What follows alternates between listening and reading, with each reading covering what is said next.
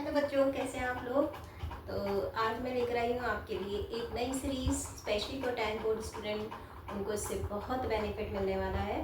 तो मैं हूँ छवि शर्मा, आपकी ऑनलाइन फिजिक्स केमिस्ट्री मैथ्स की टीचर, और मैं स्टार्ट कर रही हूँ आपके लिए एक प्रीवियस ईयर क्वेश्चन पेपर की एक पूरी फुल फ्लैश सीरीज। ठीक है, तो इसमें हम section A, section B, section C सब प्रैक्टिस करने वाले हैं। ठीक है, विद डिफरेंट वीडियोज़। तो पहले हम सेक्शन ए से स्टार्ट करेंगे, उसमें हम एमसीक्यू प्रैक्टिस करेंगे with 10 MCQ daily. Let us start with day 1 of my series, जिसमें आप पहला सेट जो करने वाले हैं वो प्रीवियस ईयर, मतलब जो इस बार पेपर चुने दिया है, सेक्शन 2।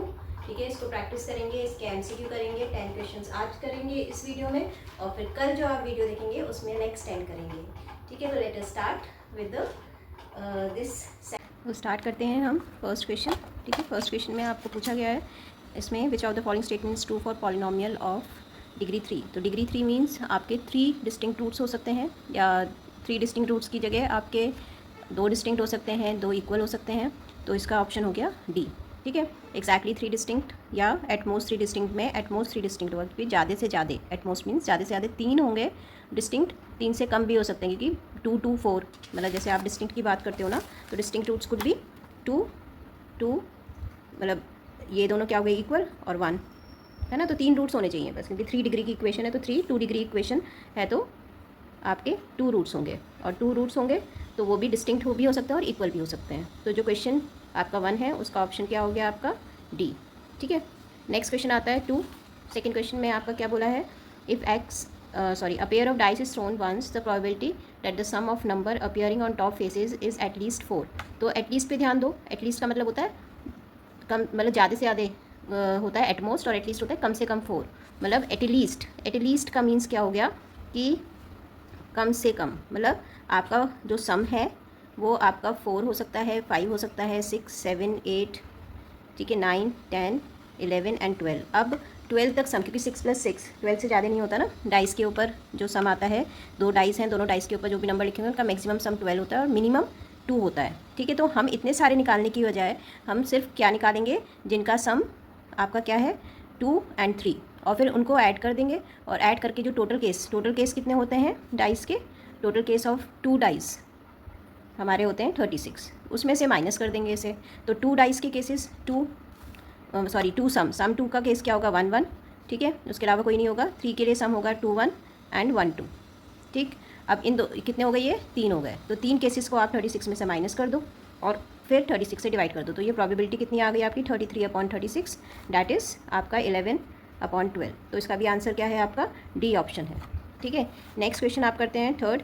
तो इसमें बोला है आपका एक्स ए बी क्यूब है, वाई ए क्यूब बी है, where a and b are prime numbers, then HCF of x y निकालना है, और इसमें से LCM ऑफ एक्स वाई को माइनस करके दिखाना है। तो हम लिख लेते हैं x = AB क्यूब और y = आपका A क्यूब B। अब इसमें HCF निकालोगे तो HCF में हमें लीस्ट पावर लेनी होती है। तो लीस्ट पावर में आपको क्या दिख रहा है इसके अंदर, लीस्ट पावर देखो, A की लीस्ट पावर है 1 और B की लीस्ट पावर यहाँ पे क्या है, ये नहीं लिखा होता तो 1 होता है ना, तो यहाँ पे B की भी 1 है। LCM में देखते हैं हाईएस्ट पावर, तो इसमें A की हाईएस्ट पावर है 3 और B की भी हाईएस्ट पावर है 3। तो आपको क्या देना है, HCF माइनस LCM। तो HCF is AB, LCM is A cube B cube. ठीक है, तो ये लिखा, इसमें से फिर कॉमन ले लेते हैं, तो AB कॉमन आ जाएगा यहाँ, 1 minus A² B², and this is your answer, and this option is this one. There is no option, no. इसको फर्दर सॉल्व कर रखा है, देखो डी सेक्शन में ना, इसमें 1 माइनस इसको AB का होल स्क्वायर लेकर 1 माइनस AB और 1 प्लस AB, तो थोड़ा सा और मॉडिफाई कर दिया, तो इसका भी ऑप्शन क्या है, डी। ठीक है, तो यहाँ पे भी डी आंसर आ गया आपका क्वेश्चन थर्ड का। अब लेते हैं हम क्वेश्चन 4। तो क्वेश्चन 4 के अंदर आप देखोगे तो यहाँ पे बोला है 1 + √3 का होल स्क्वायर माइनस 1 - √3 का square is a positive rational, positive irrational, negative integer, negative irrational. तो आप इसको थोड़ा सा सॉल्व कर लो, तो सॉल्व करके आपको पता चल जाएगा। देखो, अगर थोड़ा सा क्विक अगर आप करोगे तो आप इसमें देख सकते हो कि दोनों में A + B का होल स्क्वायर और A - B का होल स्क्वायर लग रहा है, तो उसमें से A² + B² और A² + B² कट जाना है। पर मैं पूरा ही करके दिखा रही हूँ, कुछ बच्चों को डिफ़िकल्टी होती है इसलिए। ठीक है, और यहाँ पे आप इसको खोलोगे तो 1 + 3 A² B² माइनस का 2AB। तो जब आप इसको ओपन करोगे तो 1 3 कट जाएगा, क्योंकि 1 + 3 + 2√3 और -1 - 3 + 2√3, तो ये कट जाएगा। ठीक है। और क्या बचेगा 4, 2 + 2 4 हो गया, 4√3। 4√3 में क्या दिख रहा है कि ये इरेशनल है क्योंकि √3 बच गया है, तो इरेशनल है और पॉजिटिव का है, तो हमारा आंसर हो गया पॉजिटिव इरेशनल नंबर। तो इसका आंसर हो गया सी। ठीक है, सी ऑप्शन हो गया इसका। नेक्स्ट आते हैं the value of a for which this has equal and positive root. तो ये क्वाड्रेटिक इक्वेशन का क्वेश्चन हो गया। ठीक है, अब इन्होंने बोला है ए की वैल्यू निकालो जब इसके रूट्स कैसे हैं, पॉजिटिव हैं और इक्वल हैं। तो इक्वल कब होता है, जब डी की वैल्यू, डिस्क्रिमिनेंट की वैल्यू 0 होती है। तो हमने यहाँ पे लिखा कि आपके पास इक्वेशन है ax² + x + a = 0। तो उसमें डी की वैल्यू निकालो, तो डी 0 करना है हमें ना, तो डी की वैल्यू निकालेंगे। ये किसकी कंडीशन होती है, इक्वल एंड पॉजिटिव रूट्स की। ठीक है, तो अभी हम डी की वैल्यू क्या होती है, b² - 4ac। तो b की वैल्यू क्या है यहाँ पे 1। ठीक है, 4, a की वैल्यू a है और c की वैल्यू भी a दे रखी है। तो 1 - 4a² = 0। तो 1 = 4a², 1/4 = a²। तो इसमें रूट कर दोगे तो ये आ जाएगा आपका 1/2 = a। और पॉजिटिव बोली क्योंकि जब भी आप रूट करते हो तो आपके पास प्लस माइनस में वैल्यू आती है, बट आपको देनी है कौन सी, पॉजिटिव देनी है। तो a = 1/2। ठीक है, ये इक्वल एंड पॉजिटिव भी होते हैं और इक्वल एंड नेगेटिव रूट्स, मतलब रूट्स नेगेटिव भी आ सकते हैं और पॉजिटिव भी, पर आपको आंसर पॉजिटिव का देना है। क्लियर, तो इसका आंसर हमारा कौन सा हो गया, पॉजिटिव का हाफ। तो सी इज़ द ऑप्शन। ठीक है, नेक्स्ट क्वेश्चन करते हैं। नेक्स्ट क्वेश्चन है आपका 6th। अब 6th क्वेश्चन में आप देखो क्या बोला गया है यहाँ पे कि distance of which the following points from origin is less than 5। मतलब ओरिजिन से इन पॉइंट्स का डिस्टेंस देखो जिसका कि लेस देन 5 आ रहा है। तो ओरिजिन से अगर हम डिस्टेंस निकालेंगे किसी भी पॉइंट का, तो उसका फॉर्मूला क्या होता है, डिस्टेंस फॉर्मूला। मतलब ये बोला है कि एक पॉइंट तो 0 0 लेना ही है और दूसरा पॉइंट इनमें से कोई ही होना चाहिए, पर उनका जब डिस्टेंस कैलकुलेट करोगे तो लेस देन 5 आएगा। तो मान लो मैं एक्स वाई ले लेती हूँ उन पॉइंट्स को, तो बेसिकली जो डिस्टेंस आएगा इन दोनों के बीच में वो कैसे आता है, x - 0 whole square + y - 0 whole square. तो means √x² + y² is the distance from origin. तो अब x और y की वैल्यू इनको डालते रहो। जैसे इसका स्क्वायर करोगे 3² + 4², तो क्या ये डिस्टेंस बैठ रहा है, √3² + 4²। तो ये 9 है, ये 16 है, 25 आ गया। अब 25 का रूट तो 5 हो गया ना, तो लेस देन 5 नहीं हुआ तो ये आंसर नहीं है। फिर इसकी वैल्यू हम डाल लेते हैं 2 6। Next option is 2 6। तो 2 का स्क्वायर + 6², 4 और 6 6 36, रूट कर देते हैं तो ये 40 आ गया। तो 40 का रूट करोगे तो इट्स समथिंग लाइक 2√10। ठीक है, और √10 की वैल्यू समथिंग आती है आपकी 2 पॉइंट समथिंग 2.45। तो ये आपका आ सकता है, नहीं ये भी नहीं आएगा 2.45 करके। इसका नेक्स्ट ऑप्शन 1² + 4², 16 + 1 √17। ठीक है, तो नेक्स्ट डाल लेते हैं। तो डी में अगर आप नेक्स्ट पॉइंट डालोगे -3 - 4, तो ये तो वही 3² + 4², यही वाला आंसर आ जाएगा। तो ये और डाल कर देख लेते हैं। तो 1 4 डाला तो 1² + 4² इज़ √17। और √17 जब आप सॉल्व करोगे ऐसे करते हैं ना, 17 फिर 4 4 = 16। ठीक है, ये 1 आ गया, इन दोनों को प्लस कर दो 8। फिर इसका आप यहाँ पे जो भी नंबर लोगे उससे मल्टीप्लाई करना है। तो पहले डेसिमल लगाओगे तो यहाँ पे 2 0 कॉपी हो जाएंगे। Then you have to take the digit जो उससे मल्टीप्लाई करके अराउंड ऑफ इतना आना है। तो ये 1 पॉइंट आएगा समथिंग। तो आपने जब इसको सॉल्व करा तो ये 81 हो गया, 1 से ही इंटू कर दिया, 1 1 = 1, 1 8 = 8। ठीक है, तो 4.12 समथिंग आएगा। तो this is very less than, this is less than 5। तो दिस इज़ द आंसर। तो डी इज़ द आंसर। ठीक है, अब नेक्स्ट क्वेश्चन करते हैं। नेक्स्ट क्वेश्चन क्या है, the number of red balls in a bag is 10 more than number of black balls. तो रेड बॉल ज़्यादा हैं किससे, ब्लैक से, 10। If the probability of drawing a red ball at random from this bag is 3/5, then total number of balls in the bag. तो red ball की probability दे रखी है और आपको टोटल नंबर ऑफ बॉल्स बतानी है। तो आप इसमें क्या करोगे, आप ले लो कि आपके पास रेड बॉल कितनी है वो निकालनी है। तो आप पहले ब्लैक बॉल ले लो। तो ब्लैक बॉल आपके पास x है, तो रेड बॉल x + 10 हो जाएंगी क्योंकि इससे 10 ज़्यादा हैं। प्रोबेबिलिटी ऑफ रेड बॉल कितनी है आपकी, 3/5। ठीक है, तो यहाँ पे डाल दो, यहाँ पे प्रोबेबिलिटी का वैसे डालोगे तो x + 10 और टोटल बॉल्स क्या हो जाएंगी, दिस + दिस, तो 2x + 10। तो हमने यहाँ पे इसको जब सॉल्व करा, ये 2x + 10 इधर चला गया, 5 इधर चला गया।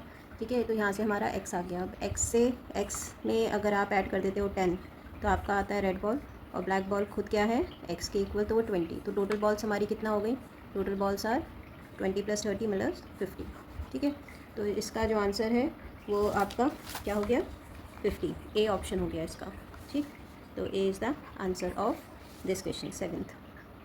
अब आता है the value of p for which the equation this and this has infinitely many solution. अब इनफाइनाइट सॉल्यूशन की कंडीशन क्या होती है, तो एक बार रिकॉल कर लेते हैं कि जो इनफाइनाइट सॉल्यूशन और यूनिक सॉल्यूशन है, तो यूनिक सॉल्यूशन के लिए होती है a1/a2 not equals to v1/v2। This is for unique solution, ठीक है। और फिर हम यहाँ पे लिखते हैं a1/a2 equals to v1/v2 equals to c1/c2 which is the condition of infinite solution, जो हमें यहाँ पे यूज़ करना है। और एक और कंडीशन होती है जिसमें नॉट इक्वल्स होते हैं which is of no solution. तो यहाँ पे आपको बोला इनफाइनाइट सॉल्यूशन है और इक्वेशन क्या क्या दे रखी है आपको, px + 3y equals to p-3 और दूसरी है 12x + py equals to p। तो इसमें ये वाली कंडीशन हम अप्लाई करेंगे और फिर p की वैल्यू फाइंड कर लेंगे। तो ये तो हो गया a1, ये b1 और ये पूरा c1, ठीक है। a1 b1 c1 और ऐसी ये a2, ये b2 और ये c2, ठीक है। अब इसमें डाल देते हैं। तो p/12 equals to 3/p equals to p-3/p, ठीक है। अगर आप इन दोनों को सॉल्व कर लेते हो तो you will get value of p, और अगर इन दोनों को सॉल्व कर लोगे तब भी आपको p मिल जाएगा। तो जो इजी लगे वो कर लो, मुझे ये इजी लग रहा है, ठीक है। इसमें सिंपली p से p तो हट जाएगा और ये बचेगा आपका 3 इक्वल्स टू p-3। तो 3 इधर जाकर प्लस हो जाएगा 6, तो p की वैल्यू आ गई आपकी 6, ठीक है। तो this one is the answer. अब इसमें देखो एक +-6 भी दे रखा है, तो हमें फिर यहाँ पे भी सॉल्व करके देखना पड़ेगा कि हो सकता है -6 भी आ रहा हो। तो अभी यहाँ पे हमने इसको इधर क्रॉस मल्टीप्लाई करा, तो p² इक्वल्स टू 3 × 12, तो ये आपका आ गया 36। अब p² का जब आप रूट करते हो तो ऑब्वियसली आपका क्या होता है, रूट जब भी करेंगे हम तो +- लगाएंगे, और +- लगाएंगे तो यहाँ पे आ जाएगा +-6, ठीक है। तो इसका मतलब करेक्ट आंसर क्या है, +-6 वाला। क्लियर, -6 ओनली नहीं होगा, +-6 होगा। फिर आता है आपका next question, in triangle ABC, ये ABC ट्राइंगल है and this is PQR are shown in joining figure, the measure of angle C is, क्या निकालना है, एंगल C का मेजर। तो आपको ये सिमिलैरिटी के रूल्स तो पता ही है कि SSS होता है या SAS होता है या AA। तो यहाँ पे आप देखो तो इन दोनों एंगल्स को अगर आप सम करके इसमें से माइनस करोगे तो P आ जाएगा, और P आ जाएगा तो आपने यहाँ पे C का जो मेज़र है वो P के इक्वल आ जाएगा। कैसे आएगा, तो उसमें आपको साफ साफ दिख रहा है कि 3√3 6√3 को करस्पॉन्ड कर रहा है, क्योंकि जब डिवाइड करोगे इन दोनों को तो 1/2 आएगा। फिर ऐसी 6 और 12 को डिवाइड करोगे तो 1/2 आएगा। तो मीन्स अगर ये साइड इसका रेशियो बन रहा है और ऐसी इसका रेशियो बन रहा है, तो मीन्स P और C आपस में इक्वल होंगे। तो जो आंसर P का होगा वही आंसर आपका C का होगा, because this triangle is similar to this. किस कंडीशन में, कि ये साइड करस्पॉन्ड कर रही हैं, दो साइड ये कर रही हैं, और अगर आप 3.8 और 7.6 को भी डिवाइड करोगे तो यू विल गेट 1/2। तो मीन्स 1/2 रेशियो बन रही है सारी साइड की। तो SSS से ये दोनों ट्राइंगल सिमिलर हैं, और जब ये सिमिलर हैं तो उनके करस्पॉन्डिंग एंगल भी सिमिलर होंगे। तो अगर आप ट्राइंगल लिखोगे कौन सा ट्राइंगल किसके सिमिलर है, तो यहाँ पे ABC और PQR ऑलरेडी दे रखा है इन्होंने, है ना, कि PQR इसके। पर हमें क्या करना है, हमें तो सिमिलैरिटी के अकॉर्डिंग देखना। तो हमें यहाँ पे दिख रहा है कि this side correspond to this और this side correspond to this side correspond to this. तो अगर आप लिख रहे हो यहाँ पे ACB, तो यहाँ लिखोगे RPQ, ठीक है। कैसे, करस्पॉन्डिंग साइड्स के अकॉर्डिंग हम ट्राइंगल लिखेंगे। तो ट्राइंगल ABC सिमिलर आ जाएगा किसके, ट्राइंगल ये ना ABC, तो R से स्टार्ट करो, RQP। तो RQP मीन्स P किसके इक्वल होगा, C के। तो angle C equals to angle P। तो P निकाल लो। P कैसे आएगा, एंगल सम प्रॉपर्टी से 80 + 60 करके। तो 80 + 60 और 180 में से माइनस कर दो, तो 180 - 80 + 60, ठीक। तो ये 40 डिग्री आ जाएगा आपका, क्लियर। तो 40 डिग्री आपका लास्ट ऑप्शन है, तो D is the answer. Next 9th हो गया आपका 10th काफ़ी ईजी है अगर आपको आइडेंटिटीज़ याद है।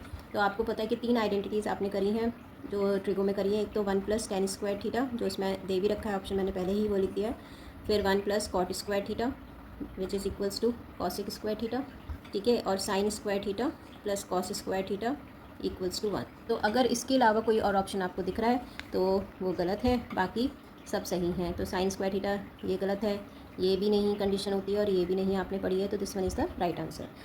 तो ये थे हमारे 10 क्वेश्चंस जो हमने आज प्रैक्टिस। आई होप ये अच्छे से आपको समझ में आया होगा। तो नेक्स्ट वीडियो में मिलते हैं विद द नेक्स्ट 10 क्वेश्चंस।